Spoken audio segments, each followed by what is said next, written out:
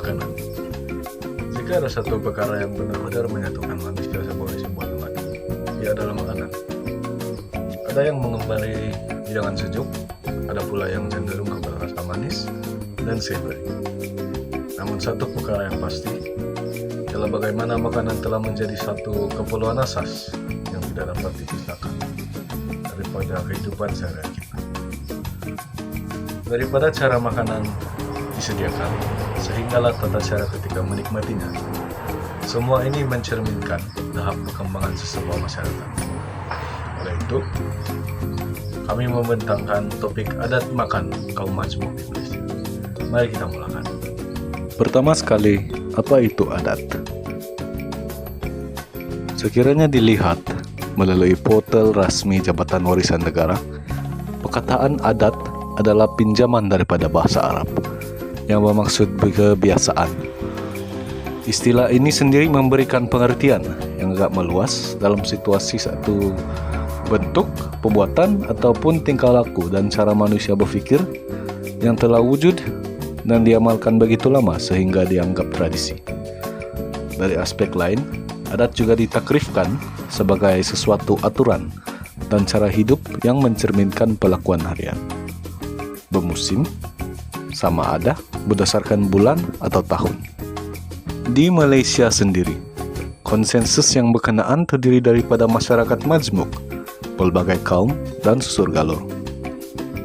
Makanan menjadi sesuatu yang sering dikaitkan dengan adat, kerana proses pengendalian makanan termasuk penyajian, penyediaan, dan cara menikmati makanan menunjukkan cara hidup dan identiti sesebuah kaum, serta tradisi peradaban yang mereka miliki. Adat makan tradisional. Pada peringkat akar umbinya, orang Melayu mengamalkan adat makan yang berteraskan kesederhanaan, kesamarataan, dan nilai kekeluargaan. Amalan makan beralas sambil duduk bersila, khususnya dalam suasana kenduri atau di kampung, mencerminkan konsep kebersamaan tanpa mengira status. Adab makan turut ditekankan melalui amalan membaca doa sebelum dan selepas makan, sebagai asas pembentukan disiplin dalam keluarga. Selain itu, budaya menjamu tetamu sehingga kenyang melambangkan kemurahan hati serta semangat perkongsian rezeki yang menjadi teras kehidupan masyarakat Melayu.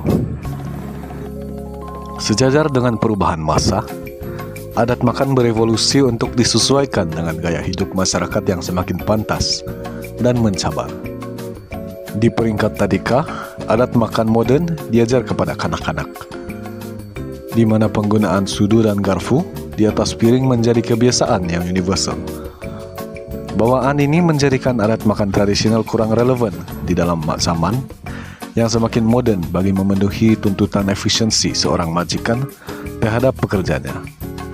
Hal ini boleh diatributasikan kepada 3 faktor, yaitu globalisasi, migrasi, dan teknologi.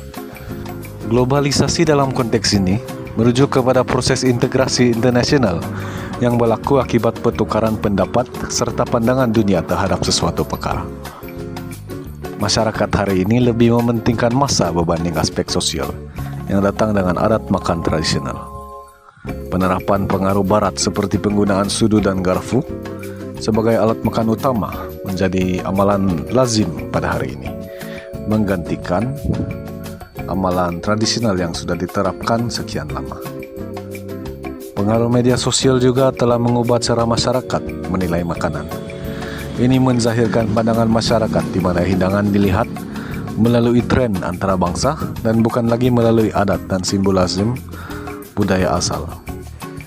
Seterusnya, migrasi. Berbagai kuliner Malaysia yang kita nikmati hari ini adalah cantuman hidup daripada gelombang migrasi sejarah yang bertindih.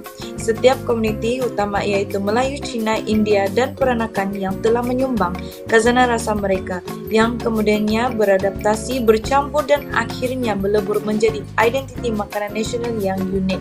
Pertama, percampuran rasa asas. Pengaruh awal India dan Nusantara membentuk asas masakan Melayu iaitu santan rempah ratus. Chili dari Amerika diserap sepenuhnya menjadi inti kepedasan tempatan. Kedua, kelahiran masakan baharu yaitu kreolisasi. Interaksi mendalam antara budaya Cina dan Melayu melahirkan masakan baba nyonya yang unik. Contoh, laksa nyonya, ayam pongpeh yang tidak wujud di negara asal.